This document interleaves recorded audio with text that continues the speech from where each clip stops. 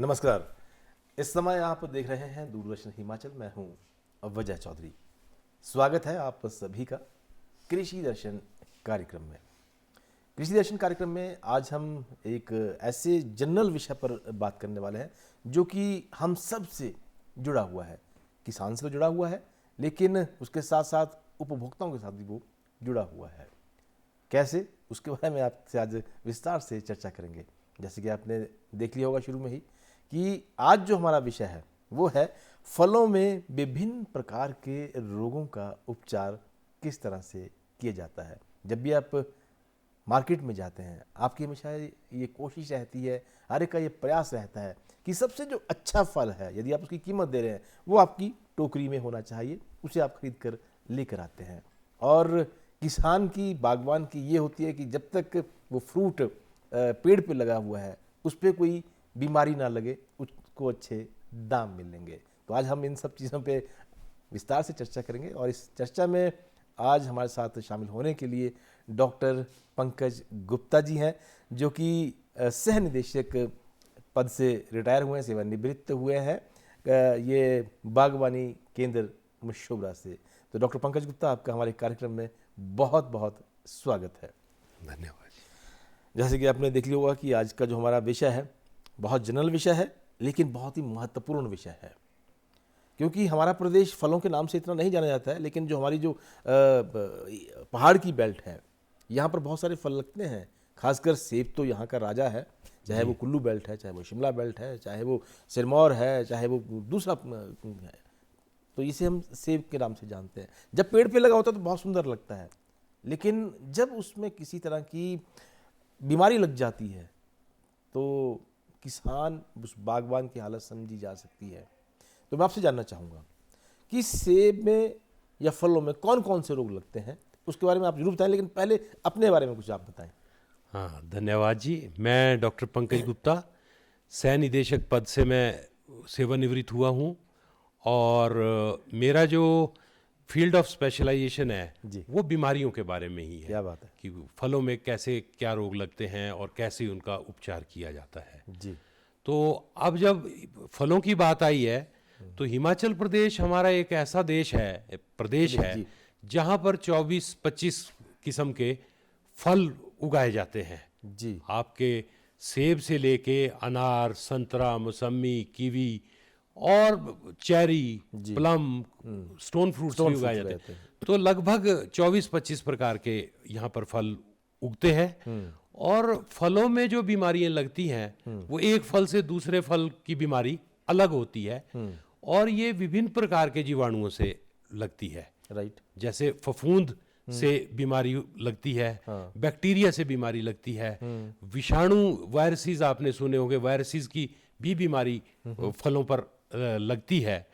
और मुख्य तौर पर जो हमारे प्रदेश में सेब उगाया जाता है, जी। लगभग आप जानकर विजय जी हैरान होंगे, सेब में लगभग 100 प्रकार की बीमारियों का आक्रमण रहता है। जी जी जी जी। और जिनमें से मुख्यतः हमारे प्रदेश में जो है, जैसे स्कैब रोग है, उसके साथ हमारा कैंकर रोग है और सफेद चूर्णी रोग है। इस तरह के हमारे जो मुख्य रोग हैं, हम उसके बारे में आज चर्चा डॉक्टर पंकज गुप्ता, ये जो आपने बात कही है सेब के बारे में कि इसमें स्कैब रोग लग जाता है, इसमें कैंकर रोग लग जाता है, तो ये किस समय पर ये लगता है मोस्टली? ये पहले तो आप थोड़ा सा इसके बारे में बताएं कि इसकी first stage, second stage, third stage कौन कौन सी होती है ये? हाँ, देखिए विजय जी, सेब में जैसे हमने बात की स्कैब रोग की, जी जी। ये एक फफूंद जनित रोग है और इसके जो जीवाणु है ये वातावरण में हमारे साथ वायुमंडल में रहते हैं, जो हमें नंगी आंख से नजर नहीं आते हैं, सूक्ष्मदर्शी होते हैं, माइक्रोस्कोप से देखे जा सकते हैं, वातावरण में हमारे साथ रहते हैं। लेकिन जैसे ही हमारा अब मार्च का महीना शुरू हो गया है और सेब में हमारी डोरमेंसी भी ब्रेक हो रही है, तो ये जीवाणु उस समय एक्टिव हो जाते हैं और जैसे ही हमारी नई पत्तियां निकलती है उस पर ये चिपक जाते हैं। और जैसे हमारा 10 डिग्री से ऊपर तापमान बढ़ना शुरू होता है, क्योंकि इसका मौसम तापमान और नमी पर भी बीमारी के फैलने का निर्भर करता है। मतलब मौसम पे काफी निर्भर करती है। बिल्कुल बिल्कुल। डॉक्टर साहब, इसमें एक चीज जो मुझे वो लग रही है कि सेब की जो फसल है इतने वर्षों से हमारे यहाँ पर सेब होता है, अब स्कैब रोग जिसमें मुझे ऐसा लगता है कि शायद अंदर से फल बिल्कुल सड़ा हुआ निकलता है। ये इतने समय से आप लोग इस पे परीक्षण भी करते रहे हो, तो इसकी फिर रोकथाम के लिए ऐसा कोई मजबूत इंतजाम किया गया कि इसको पहली स्टेज पे ही खत्म किया जाए? नहीं, इसका बड़ा मजबूत इंतजाम किया गया है, लेकिन स्कैब रोग का जो मैं आपको जीवन चक्कर बता दूं, जी जी जी, बहुत जरूरी है वो। ये जब मैंने बताया कि वातावरण में ये असंख्य जीवाणु हमारे साथ घूम रहे हैं, नंगी आंख से नजर नहीं आते हैं जी। लेकिन जब तक उनको अनुकूल वातावरण नहीं मिलेगा तो वो अपने पौधे को चपेट में नहीं ले सकता। तो पहले जो स्कैब के जीवाणु है, वो पहले जो हमारी नई पत्तियां निकलती हैं, जो कि हमारी अभी मार्च एंड या अप्रैल में निकलनी शुरू होगी पिंक बड स्टेज के बाद, जी जी जी जी, उन कोमल पत्तियों पर उसके जीवाणु हमारे चिपक जाते हैं। और यदि मौसम हमारा नमी वाला जाएगा, जैसे कि अभी आपने देखा कि सितंबर के बाद हमारी कोई 4 महीने के करीब लगभग सूखा ही गया, कोई बारिश नहीं थी जी। लेकिन अब जैसा मौसम अभी भी बरसातें हुई है और आगे जो बारिश होगी, वो नमी इस बीमारी को फैलने में सहायक होता है। लेकिन डॉक्टर पंकज, इसमें सबसे बड़ी बात ये है, आपको तो पता है क्योंकि आप एक साइंटिस्ट हैं जी। एक आम किसान है, वो तो साइंटिस्ट नहीं है ना। जी जी जी, उसको बेचारे को तब पता चलता है जब उसकी आर्थिक को नुकसान होता है, जो उसका फ्रूट है वो सडन उसको रोग जब लग जाता है, तो इसकी पहचान कैसे होती है? जी जी, थोड़ा सा उसके बारे में हमारे दर्शकों। हाँ, मैं आ रहा हूँ उसी बात पर। जी। हमने इस स्कैब रोग के लिए एक हमने मॉडल भी तैयार किया है जिसमें तापमान और नमी का मॉनिटरिंग होती है, और इसमें इंस्ट्रूमेंट्स लगे हुए हैं फील्ड में, जिसमें हमें पता लगता है कि तापमान हमारा इतना जा रहा है जी।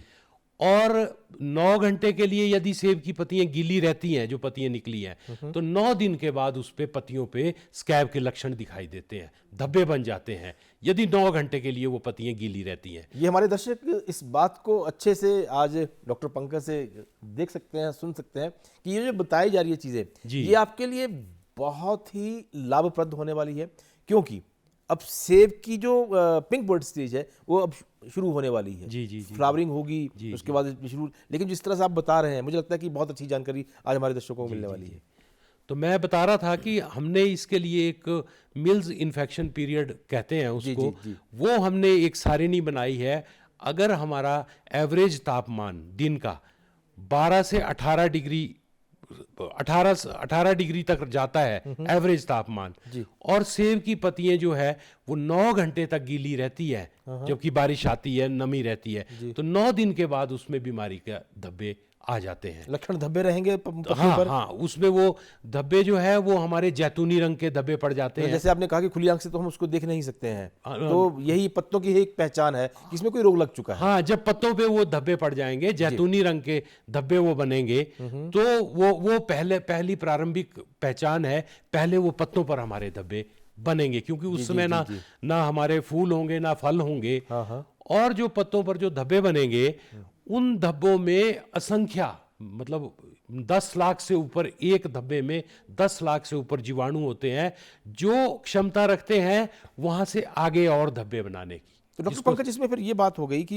ये तो फिर पत्ते के ऊपर रोग आ गया ना कि फ्रूट के ऊपर रोग आया? पहले पत्ते पर आएगा, पहले पत्ते पर आएगा, और पत्ते में जो मैंने बताया कि एक धब्बे में 10 लाख जीवाणु आगे 10 लाख धब्बे बनाने की क्षमता रखते हैं। अगर अनुकूल वातावरण होगा तो वो वहां से हवा से उड़कर फलों पर जाएंगे, फलों पर भी जब उसको जाएगा, फिर वो फलों पर जब चिपक जाएंगे और फलों पर भी अनुकूल वातावरण मिलेगा तो फलों पर भी वो धब्बे बना देंगे। यानी कि पहले एक पत्ते से एक पूरे फलों पर, फल पे, फिर एक बगीचे से दूसरे बगीचे और आसपास के सभी बगीचों को ये चपेट में बिल्कुल इस तरह से ले लेते हैं। तो फिर इसके लिए किस तरह से फिर आम जो बागबान है इसकी खेती करता है, कैसे इसके लिए फिर बचाव के क्या है इस रोग के बारे में? इसके लिए विश्वविद्यालय और अनुसंधान, जो हमारा उद्यान विभाग हिमाचल प्रदेश सरकार है, वो एक समय सारिणी, एक छिड़काव सारिणी बनाती है, जिसमें डिफरेंट स्टेजेस पर हम दवाइयां उसमें सिफारिश करते हैं। तो बागवानों को चाहिए कि जहां भी हमारे उद्यान विभाग के सेंटर्स हैं, ऑफिसेज हैं, या हमारा मशोबरा का केंद्र है, वहां से वो छिड़काव सारिणी जरूर ले, और उसके अनुसार ही उसमें जो अनुमोदित दवाइयां हैं उनका छिड़काव समय समय पर करते रहे। बावजूद इसके भी डॉक्टर साहब, अक्सर मैंने किसानों को, बागवानों को ये देखा सुना है कि कि वो अक्सर ये बातचीत करते हैं, अब जो जब उनके बगीचों में जाओ आप, कि मेरे बगीचे में कैंकर रोग आ गया है, जी, जी, जी। मेरे बगीचे में बुलिया फीड आ गया जी। है, इस तरह की बहुत सारी होती है। जी। जब आपने छिड़काव भी कर दिया है जी, एक जी। समय सारणी के अकॉर्डिंगली, जी। मेरे पास तो वही एक है जो आपकी समय सारणी मुझे दी है जी। कि कब मुझे ये इसका छिड़काव करना है, कब नहीं करना है, उसके बावजूद भी जी, अगर ये हो जाता है तो मेरे को आर्थिकी का तो नुकसान हो सकता है, तो कैसे आगे बढ़ा जाएगा फिर? इसको अगर बागवान उसको बिल्कुल समय रहते, जो कि हमने समय सारिणी में सजेस्ट किया है, छिड़काव सारिणी में, और उचित मात्रा में उसकी, क्योंकि इसमें कई चीज़ों में बागवान को बड़ी जागरूकता की ज़रूरत है, क्योंकि उसकी एक डोज भी होना, एक कंसंट्रेशन, उसकी जो दवाई कितने लीटर पानी में डलनी बिल्कुल, है, बिल्कुल, बिल्कुल। वो भी अगर अंडर डोज होगी या कम डोज की होगी तो भी वो बीमारी हमारी रोकथाम नहीं होगी। जो हमारा समय है उस समय पर भी हमने समय से चूक गए तो भी बीमारी की रोकथाम में हमें समस्या आएगी। तो यदि बागवान वो छिड़काव सारिणी में दी हुई समय के हिसाब से और उस मात्रा में छिड़काव करता है तो हम बीमारी की रोकथाम बड़ी अच्छी तरह से कर सकते हैं। जब पत्तियों पर हमने उसकी बीमारी की रोकथाम कर दी, यदि कोई रहती है, फलों पर ही नहीं जाने दी, तो फलों पर वो रोग नहीं आता है। तो इस तरह के कुछ हम बागवानी में एक छिड़काव के साथ कुछ हमारी प्रैक्टिसेस भी हैं जिसको हम करके अपनी बीमारी की रोकथाम कर सकते हैं। डॉक्टर पंकज, आप बहुत अच्छी बातें आज हमारे दर्शकों से साझा कर रहे हैं। आप देखिए, आपके इसके विशेषज्ञ माने जाते हैं सेब के कि कौन कौन सी बीमारी इसमें, चाहे वो कैंकर रोग है, चाहे वो स्कैब रोग है, या फिर पत्तियों पे है। मैं थोड़ा सा हट के आपसे जानना चाहूँगा, क्योंकि अब जैसे आपने स्टोन फ्रूट का नाम लिया था, जी, जी, ठीक जी। है, अब उसमें बहुत सारे फ्रूट्स आते हैं, आपने 22-24 के नाम लिए हैं। जी, जी, जी, जी। क्योंकि जो हमारा बागवान है वो चाहता है कि एक फसल पे निर्भर ना रह के जी, मल्टी फसलें वो ले, ताकि समय रहते उसको मार्केट में अच्छा दाम मिले, दाम ताकि मिल उसकी सके। आर्थिकी मजबूत हो। लेकिन जिस तरह से आप बता रहे हैं कि खुली आंख से ये जो जीवाणु होते हैं ये देखे नहीं जा सकते हैं, तो एक जो छोटा किसान है, जो छोटा बागवान है, उसे तो तब पता चलेगा जब वो देखेगा कि अरे मेरा तो जो फल है ये तो बिल्कुल ही जो आकार इसका होना चाहिए, जो इसकी वैरायटी होनी चाहिए, जो इसकी स्वस्थ होना चाहिए, मार्केट में तो अच्छी चीज़ का ही दाम मिलेगा, बेकार चीज़ का तो दाम नहीं मिलेगा। तो कैसे वो उसको हम गाइड करेंगे फिर? देखिए, किसान वैसे तो हमारे से ज़्यादा जागरूक है, जो कि बिल्कुल, ये बात तो सही है आपकी, बगीचे में रहता है, खेत में रहता है। तो कोई भी बीमारी है वो उससे पहले थोड़ा पौधे में अपना लक्षण जरूर दे देता है। थोड़ा सा मार्केट के बारे में इन टच भी रहना चाहिए विभाग के भी, कि इस मौसम के जैसे मौसम चेंज होता है, जी, जी, कि जी। कौन सी बीमारी आने का ज़्यादा डर रहता है। जी, जी, जी, जी। तो मैं जैसे वो बात कर ही रहा था कि जैसे हम स्कैब की बात कर रहे थे, हम इसको वेट वेदर डिजीज भी कहते हैं, यानी नमी कि वाला मौसम। हाँ, जैसे अब हमारा मार्च अप्रैल का जो महीना आ रहा है, जी, जी। ये जो बसंत के स्प्रिंग सीजन है, इसमें अगर बरसात ज्यादा होती है, बारिश ज्यादा होती है, नमी रहती है, तो इस बीमारी का अंदेशा बढ़ जाता है। तो आजकल अब मुझे तो लगता है बुलिया एफिड भी इसी वेट के सजन में ही आता है, वुली एफिड थोड़ा ड्राई वेदर क्योंकि में। मैंने देखा है बगीचों में जाकर कई बार वो बुलिया एफिड आपके चिपक जाता है आपकी स्किन के बीच में भी, तो वो बहुत लाल लाल दाग से पड़ जाते हैं। हाँ, वो सूखे में जी, ज्यादा सूखे मौसम में उसका अटैक ज्यादा होता है, वो कीड़े की समस्या है। हम आज बीमारियों की चर्चा कर रहे हैं। तो मैं बता रहा था कि जैसे बीमारियों का रिलेशन अनुकूल वातावरण जो उसके लिए है, वो तापमान और नमी का बड़ा रोल है जी। मौसम में नमी रहेगी तो बीमारियों का अंदेशा ज्यादा हो जाएगा।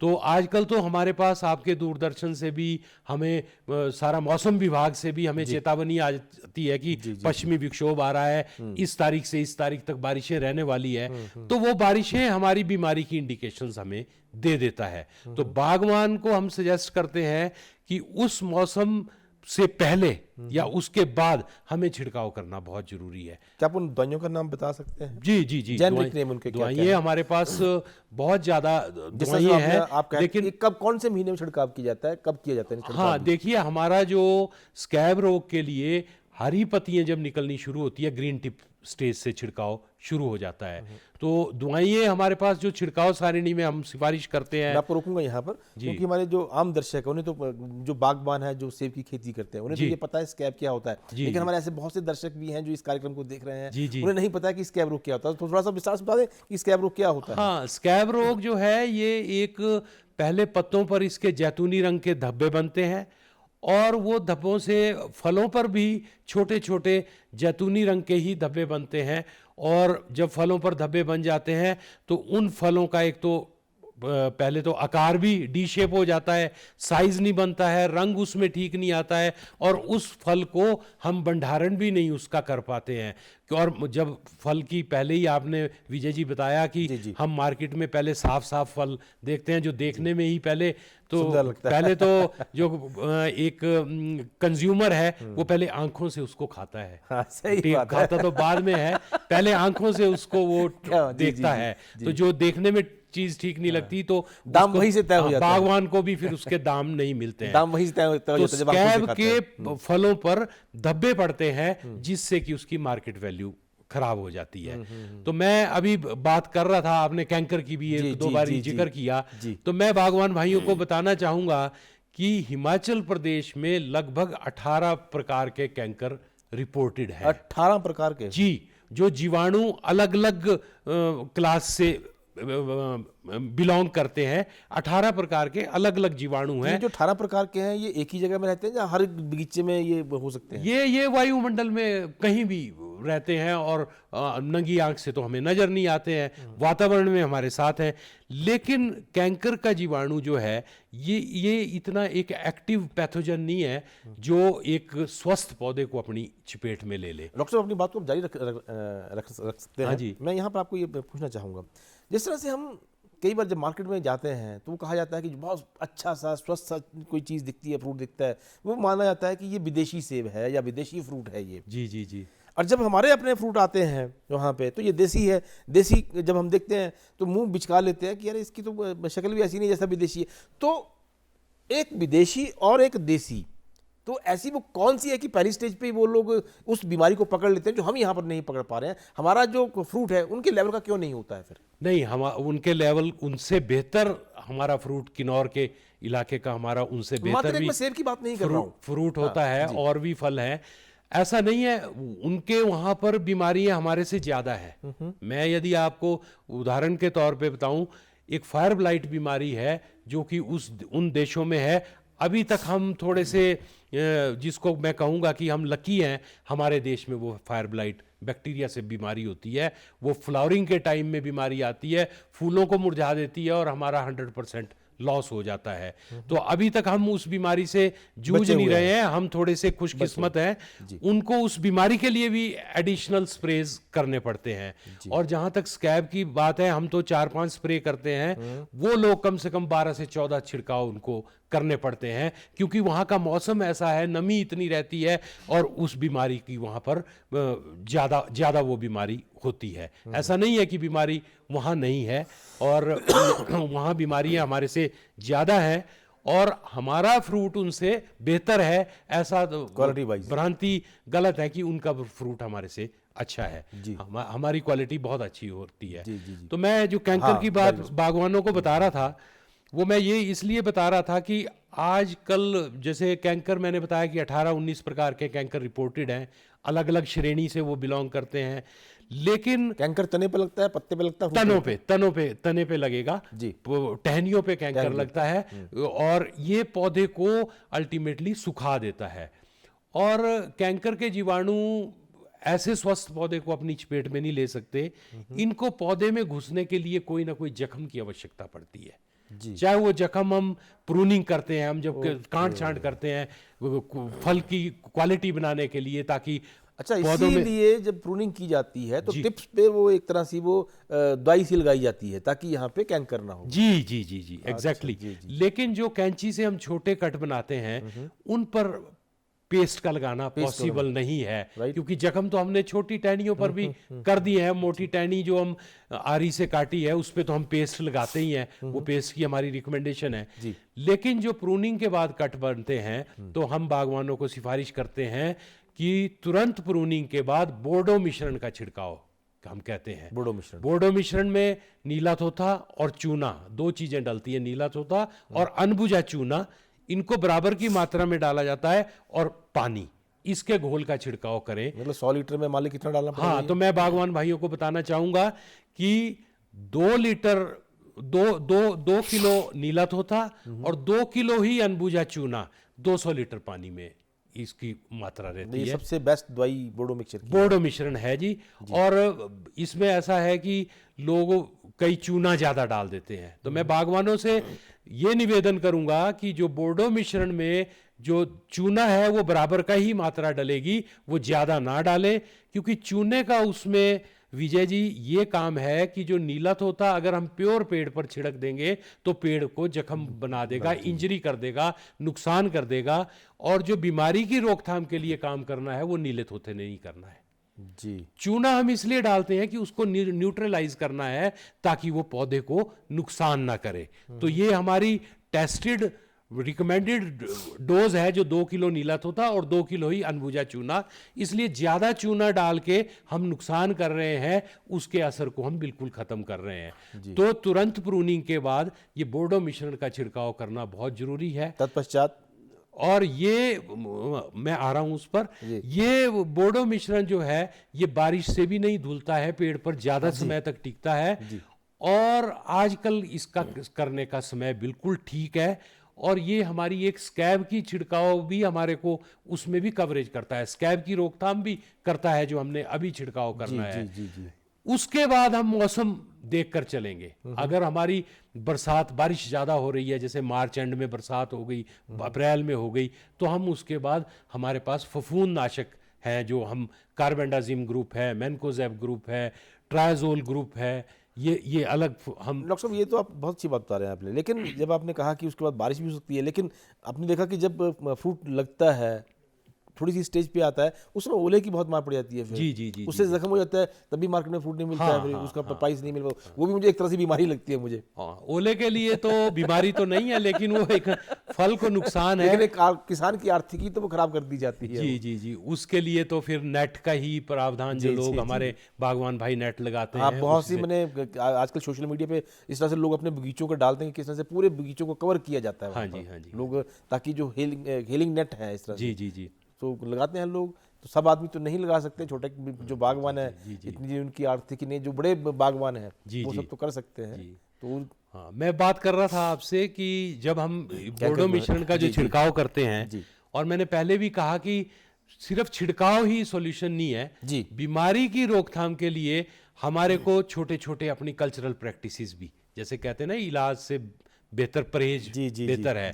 तो जो हमारी रोगग्रस्त कैंकर की जो सूखी टहनियां बगीचों में निकलती है, उनको बागवान भाई इकट्ठा करके और कहीं घर में ले जाके चूल्हे में या हमाम में वहां उनको जला दें, बगीचे में ना रखें, बगीचे से उनको हटा दें जो भी सूखी हुई टहनियां निकलती, क्योंकि उसमें कैंकर के जीवाणु है, वो आने वाले समय में आगे बगीचे में आपको नुकसान करेंगे। इसलिए एक ये हमारी प्रैक्टिस भी करनी बहुत जरूरी है। तो जो स्कैब रोग है, स्कैब रोग की हम चर्चा कर ही रहे थे। इसमें जो हमारी सर्दियों में जो पत्तियां गिरती हैं, उन पत्तियों में बीमारी के जीवाणु हमारी जमीन पर रहते हैं। जी। और जैसे ही अभी मार्च का महीना आता है, उसमें से बीमारी के जीवाणु निकलते हैं जो कि हमारी पत्तियों पर इन्फेक्शन करते हैं। डॉक्टर पंकज, मैं आपसे ये भी जानना चाहूंगा, क्योंकि हमारे पास समय थोड़ा सा ज्यादा नहीं है, कि यदि किसी ने, फिर बागबान ने, किसान भाई बहन ने कहीं संपर्क करना है बीमारियों के बारे में, जी तो कोई उसका कोई आप बता सकते हो, कोई टेलीफोन नंबर हो या कोई नज़दीकी ऐसे सेंटर्स हो, किसके पास जाके किस तरह से शिकायत करें? पत्ते लेके जाने पड़ते हैं या मिट्टी लेके जानी पड़ती है? यहाँ पे उसके लिए क्या प्रावधान? हाँ, मैं क्षेत्रीय बागवानी अनुसंधान केंद्र जो हमारा मशोबरा में है, बागवान भाई वहाँ का नंबर नोट कर लें, 0177, तो शिमला का कोड ही है, एसटीडी कोड है जी, 2740-261, 2740-261 और 0177 ये शिमला का एसटीडी कोड है। हाँ जी। तो ये राउंड द क्लॉक ये फोन नंबर उपलब्ध रहता है? ये नहीं, 10 से 5 ये बागवान भाई यहाँ संपर्क कर सकते हैं। और इसके साथ साथ हमारे कृषि विज्ञान केंद्र रोडू में है, वहाँ पर भी बागवान भाई संपर्क कर सकते हैं। और हमारा शिक्षा निदेशालय जो कि नौणी में हमारा स्थित है, वहाँ पर भी ये विस्तार शिक्षा। डॉक्टर पंकज, लास्ट 30 सेकेंड जी, कोई संदेश बागवानों को, किसानों को? हाँ, बागवानों को मैं यही संदेश देना चाहूँगा कि लोगों की बातों में ना आए, जो इधर उधर की जो हमारी छिड़काव सारिणी विश्वविद्यालय और उद्यान विभाग की निकली है, उसमें अनुमोदित जो दवाइयाँ हैं उन्हीं का ही छिड़काव करें और किसी विषय विशेषज्ञ से संपर्क करके ही आपका अपना क्या बात है। बागवानी का कार्य करें। तो डॉक्टर पंकज, इसी नोट पर आज हम आपसे विदा लेंगे। आपने बहुत अच्छी जानकारी आज हमारे दर्शकों से साझा की है कि जो विभाग की ओर से समय सारणी तय की जाती है उसके अकॉर्डिंगली ही आप अपना छिड़काव कर सकते हैं। तो बहुत ही अच्छी जानकारी आज आपने हमारे किसानों बागवानों को दी है, तो आप कार्यक्रम में इसके लिए आपका बेहद शुक्रिया। तो फिलहाल कृषि दर्शन कार्यक्रम में आज बस इतना ही, लेकिन आप बने रहिए दूरदर्शन हिमाचल के हमारे अन्य कार्यक्रमों के साथ। नमस्कार।